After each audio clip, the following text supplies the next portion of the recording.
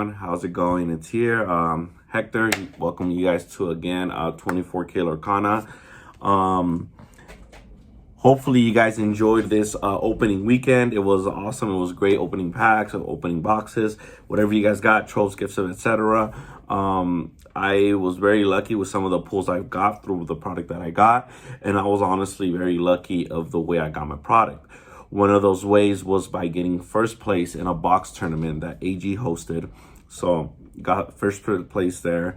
The box was distributed among the top 4 players, but I was able to get first, so half of the box went to me. So that was really cool. It was a great tournament. Shout out to you, AG Collectibles, by the way, as well. And we played and upgraded purple red. Now I don't have it. You guys are gonna see I did structure it to individual, like what I would cut, what I would add, etc. But this is I feel like a good foundation to start off with. I did play against an upgraded chapter 2, like steel purple. That was actually my draw. So I got the 3 wins and a draw, and that was my 1 draw. And then in my final round that I was able to get to win was against an upgraded amber steel deck. So that was a upgraded chapter 2. It was with the Cinderellas and all that stuff. Yeah, they had pretty good removal now too in the amber and some of the songs. So it was definitely it was an interesting game. All the 3 wins I did get though, I was able to 2-0. So that's pretty good. It could say a lot about how powerful red purple steel is. But there's still some changes that possibly need to be made. But I have structured the deck into the specific pieces so you guys can see, and then you guys can go based off that. And my thoughts about how certain cards work. If you guys hear the wind in the background, I'm so sorry. It's just so windy outside. It was insane. But anyways, let's go to the deck profile. I'm gonna show you guys. Okay, hopefully you guys can see there. Alrighty. All right, guys, so I have structured it a specific way. Now, some of the ratios can be worked, but I honestly felt fine playing 3 of this new one, the Felicia. It was nice. It was good. Yeah, I think I could say it just worked good. It's a 3/1 drop, reckless, really good card. So, yeah, that's... Let me see right there. So I'm fixing the camera, make sure the adjusting focus is good. But, yeah, I played the 1 Felicia.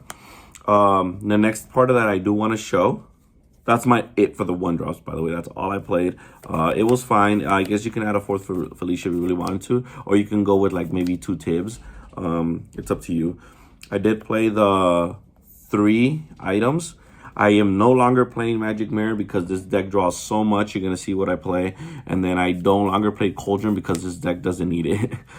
I played the Sorcerer's Spellbook, a Pocket Watch, Shield of Virtue. No longer have to explain these. You guys know what they do. This one for the Aladdin and for some other specific plays that I actually can mention. And then Shield of Virtue, right? So it's insane. I played the Sorcerer's Spellbook. The theory behind playing this one, I didn't want to play multiples because it's uninkable.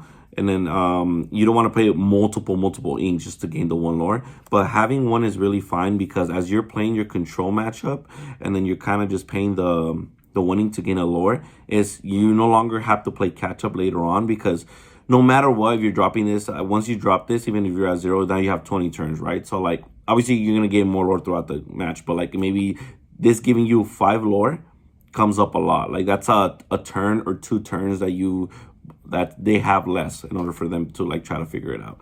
So I played these 3. That's my items. I want to show you guys my engines. So definitely I have a lot of 3 different engines in this deck. I want to show my first one. You guys know this one is the 3 Maleficents. Why am I not playing 4? You're going to see 2/2 is a really bad stat line. Yes, it's a really good effect, but 2/2 is a very bad stat line. And the reason I don't need that draw 1 anymore, you're going to see why. But 3 was perfectly fine. She is still my singer for this card right here. So I played 3 Maleficents and then 4 friends on the other side. Obviously, you guys know how good this card is. Draw 2. A lot of your 3 drops can sing it. So that's that. That's my first engine that I wanted to show you guys. Now my second engine. I play these for my 2 drop. I play these Queen of Hearts here. Yeah, no, that's the 5th one. Where's it at? Oh, yeah, here it is. So I play the Queen of Hearts, guys. This is a really good rush. It helps against aggro, against the green matchup. No longer have to wait for Rafiki. A 2/2 is a decent stat line when you drop it in early as turn 2. And it's a rush character, so, and it's very inkable, something that Rafiki was not. So I played these right here. Now for my draw engine, I did want to also play that because I have a shift target for these.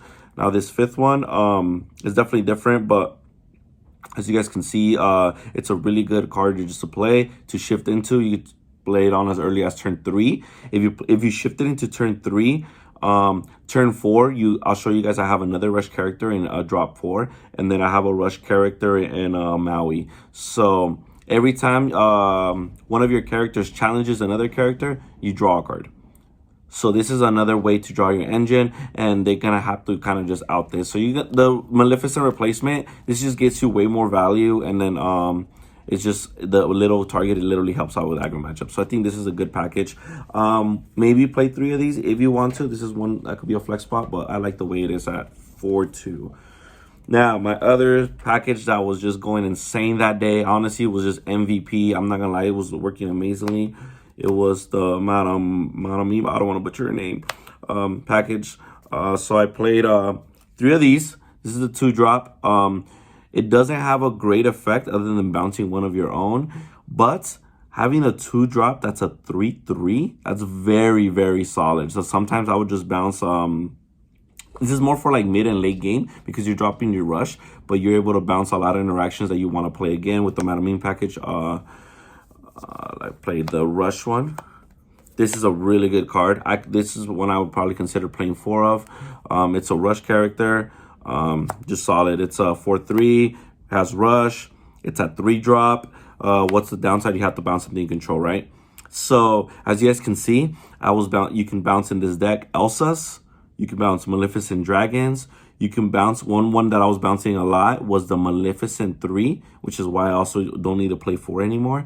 And then it was just kept like dropping this good statted character. It was really good value. It felt great. It never felt like a downside about the bouncing. And another good 2 cards that I played 1 and 1. I did this one. I could possibly play 2. It's insanely good, guys. When you play him, you draw a card. When he leaves play, you draw a card. So I was kept bouncing him up and down, and I was getting so much value from him. The reason I play 1 is because you're gonna get, like, even if you play 1 and then they out it and you don't get to loop him for the bounce, regardless, he's gonna get you 2 cards. Like, it's just good. I didn't want to keep it kind of short and just play the 1/1. I didn't really get to do him that much because you play control, so you kind of like not really want to drop the gain lowers. But it could come up obviously like in a mirror match, and then it's gonna come down to that little bit of lore gaining throughout. This is gonna be really good. If not, you can ink it. This is the one that I'm glad it's inkable. So this was my Merlin Madam Mim package. It was good. 3-3-1-1 seems fine to me. You can go super heavy aggressive and play like 4-4-2-2, or you can just play 4 of the rush one because obviously your aggro matchup, right, is the one that can be rough, the green one. But it was good. I like this. Alrighty, guys. For my other cards that you guys know, I played the Mauis. You guys know how this goes. I played 4 of that. You guys know what that does. It's rush. It's great. If it gets 2 bodies and it has like 1 left, you just bounce it back with Madam Mim. It's really good. It keeps pressure on your opponent. My other ways of removal that I'm going to show. It's Dragonfire. I really need to work on getting a bunch of these foils. But yeah, it's Dragonfire. You guys know what that does. I wanted to keep it at 4. Some people are cutting it to 3. I still think this is a great card because it does it on ready characters. It's just really good, solid card. It also gets rid of the Cinderella and Steel. I think you still play 4. You play 4, be prepared. Be prepared. You guys know what it does. Wipes boards. It did get a little bit worse this format. I feel like maybe you can possibly get rid of playing 3 because the aggro matchups is 7 drop. Like unless you're playing blue ramp, which in blue ramp is a little bit better, but it can be rough because now they're getting lore way faster. So we'll see. But this mid game and still dropping a be prepared for like 2 cards, 3 cards is still value. Like people don't. You don't have to wipe out 4 characters with this. If you're dropping out 2 good characters and then you're let's say you're singing with one of these and then dropping 2 characters of theirs and then dropping a bomb yourself like in Aladdin or just a really good stat line, it's just really good. It still puts a lot of pressure. You still play 4 in my opinion, but we'll see. A new card that I did play. I wanted to try out this Yzma. This Yzma was pretty good. I tried playing the little one at first, guys, and it was horrible. It didn't work out. I'm like, well, I wanted to play my promos. No, it was not good. You don't need it. This is good to just drop at turn 6. You can try the shift target if you really want to. But what this card does is when I play this character, I shuffle another chosen character into the player's deck. That person draws 2 cards. So it's good if you want to out one issue that they like an evasive. Let's say you currently know how the outsee evasive, or you currently like the Cinderella or something good that they fought so hard to get. Ursula, like this is just gets rid of problems. And sure, if they draw 2, you really don't care because you're drawing more in this deck anyway, and you're gonna get rid of that threat. So unless they're drawing that specific same threat, then you should be okay. Another good thing with this though, that I would like get value off a lot of my cards, like my Maleficent I already drew, or I would just get rid of cards that just were no longer value to me, and then I would shuffle my own into my own deck, and then I would draw 2 cards. So it's like this card was just a good solid body at 4/4, inkable 6, and she lets me possibly draw 2 cards. So it's a really good card. I wouldn't cut this card yet. I'm still in the test of waters, but I like 2 of these. Now I'm playing 3 Aladdin, no longer stay there. You have Pocket Watch, you have the Aladdin, you wipe the board and then drop an Aladdin, it puts pressure. Like, you know, you're still playing 3. I no longer play 4. But yeah, I think 3 is perfectly fine. I play 3 Elsas. I never play 4. I would never play 4. I think 3 is fine. You play Madam Mims now, you bounce these back to your hand. There's just I just think like 3 is okay. And then I'd rather play other Inkables because you just want to have more versatility all the way around. But 3, this card is still insane, obviously. I do play 4 Maleficent Dragons. Obviously, bouncing this card, Madam Mims, is also great. This is a good card to just drop. It's still a 9, still 7/5. It gets rid of Cinderella for the resist +2. It's a really good card to have. Gains 2 lore. What can I say? You guys know what this card does. Now, my last card that I played 1 Scar. I wanted to test the waters with this card. It has a lot of this card. So I have the Queen of Hearts for Rush. I have the Madam Mim Rush. I have the Maui Rush, and now it has 1 late game for Rush. Now this card's insane because you don't need Shield of Virtue. So we all know how good Maui with Shield of Virtue is, right? Or Maui with the LeFou. So I do like this card because it does that. So you know you're gonna go drop, get rid of something, gets ready, get rid of something, gets ready. And how does it stay? It stays ready. So it's a pretty good card. You can quest for the rest of the turn. It's time to turn to use it. But obviously you're playing control. You don't care about this. Would I play 2? Possibly. Yes. This deck is really... If I replace it with something, it would be with the 1 other tech cards that I have that I'm going to show you guys in a bit. But it could be replaceable. Or you can cut it, or you can play 2. But I just wanted to try 1. I wanted to see how this card would work and give you guys my thoughts. I never really dropped that thing. I only dropped it once, and it only got rid of 2 characters. But it's the same thing as if Maui would have gotten rid of 2, right? But so I'm still on the fence about this. Maybe in a different deck, because this one has just so much that you may not need it. But I mean, it's still really insane. Now for my tech cards. These are cards, guys, that you guys can play around, that you guys can cut, or you guys don't have to play at all. Like, whatever you guys want to do, you guys can play more of it. You guys can play less of it. You guys don't have to play anything at all. These are the cards that you can do. I played the Namari. I played 1. Again, I wanted to try these guys. So it's like, I only had 1, actually, this one and another Scar, but I still wanted to try just 1, see how it worked if I opened it. This is not bad. It's like a Dragon Fire, but your opponent sees it coming. So it is kind of worse Dragon Fire. But the upside is that it's a body and it's a 3/3. So if you don't need to banish something, you don't need to use its effect. You can still like attack something. Then if it's hurt, if they don't get rid of it, the next turn you can just banish this character and it banishes anything on your opponent's board. A lot of people really like this card. I'm iffy about it. Honestly, this can be a card that if I were to cut any one of my cards in my deck right now, it would possibly be this one. But it's still a good card. I still was able to banish like a Cinderella off this with the steel. And then it's just I could banish just really good threats, right? Ursula, stuff like that. Things that this card stat line can't out. This trades just with pretty much anything. So it's really good. Two LeFous. LeFou's always been insane for me. In this deck, it's insane, right? When you have like a body that's a Shield of Virtue, I think is really good. Ever since I added into this deck before Chapter 2 came out, I've never regretted since. You have a lot of rush characters, so this LeFou even puts in more work. But yeah, I play two LeFous. I play one Gaston. I wanted to cut this all together, but I wanted to respect green and some of the cards that they have. Scenarios where they could drop something insanely strong and defensively really early on. But I wanted to, I guess this card's still worth like running out one. Honestly, I can see myself running two of these just to play better on the aggro matchup and cutting the Namari. And it's another ink, right? So you can cut it. I debate on cutting, playing one, playing two. I don't know. It's just weird. And then I played two Goofies. I still wanted to have a presence in evasive just in case. I still think this is the best one out of the ones we still got. This is still a 3-4, really strong. And then even if it takes multiple hits to get rid of the evasive, it still can survive the two swings that you do at it.